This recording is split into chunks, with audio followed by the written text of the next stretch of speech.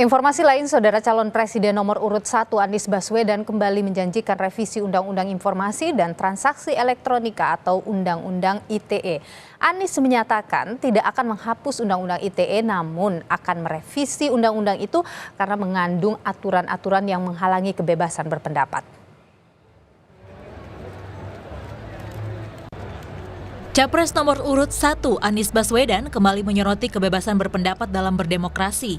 Menurut Anies, kebebasan berpendapat mengalami penurunan sehingga masyarakat menggunakan istilah Wakanda dan Konoha sebagai pengganti kata Indonesia agar tak terjerat UU ITE.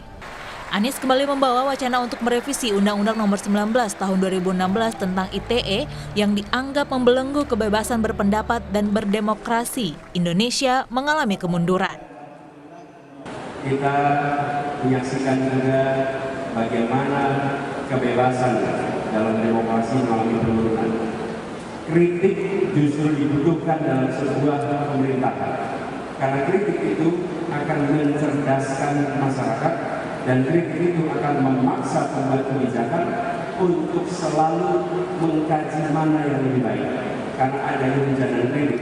Tapi ketika kritik itu mati, maka atau dimatikan, maka yang sesungguhnya terjadi kebijakan itu kualitasnya mengalami penurunan.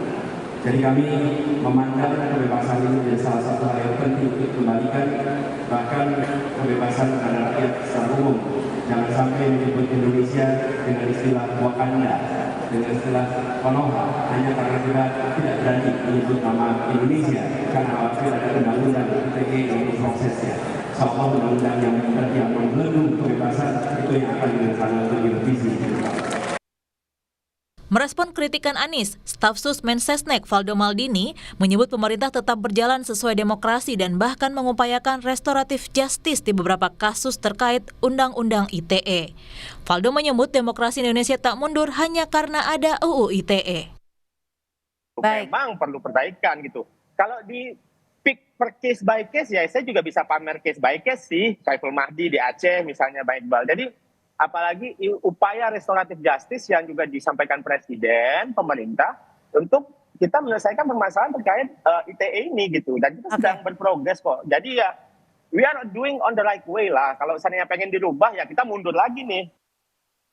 Pakar komunikasi politik UGM Nyarwi Ahmad menilai revisi Undang-Undang ITE memang perlu dilakukan, bukan karena isu jelang Pilpres, tapi UU ITE dinilai memiliki sejumlah pasal karet dan abu-abu. Sebenarnya yang paling substansial ya Priska, itu ada dua. Pasal 27 dan pasal 28 itu ayat 3 ya. Khususnya terkait dengan yang tadi pasal 28 sudah disebutkan Bung Habib ya. Pasal 27 juga sama. Itu juga biasanya hal-hal terkait pencemaran nama baik, penghinaan.